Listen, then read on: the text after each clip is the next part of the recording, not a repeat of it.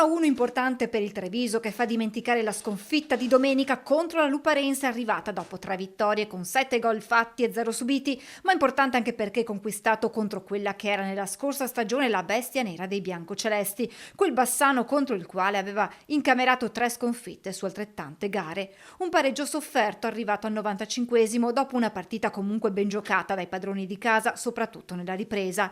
Nei primi 45 di gara è Beltrame a cercare il vantaggio con un tiro da fuori, ma al 31esimo Raicevic gela il Tenni mettendo in rete un passaggio di De Carli.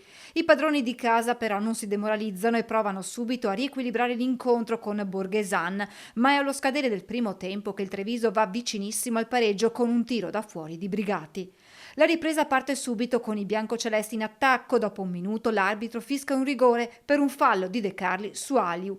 Tocca al neoentrato Gioè andare sul dischetto, ma il suo tiro viene deviato dal portiere. I padroni di casa insistono in avanti con Gioè prima e Beltrame poi, tentano di agguantare l'1-1 dall'altra parte e ancora Raicevic a sfiorare il raddoppio. Quando ormai si è alle battute finali dell'incontro arriva l'atteso pareggio. Al 95esimo Beltrame mette la palla in aria e Gioè riesce a infilarla in rete. Esplode la gioia in campo e sulle tribune, presto però spenta dall'angoscia per l'incidente del tifoso caduto dalla gradinata. È a lui che va ora il pensiero di tutti, con l'auspicio mercoledì di andare ad Adria con buone notizie dall'ospedale dove il 52enne è ricoverato.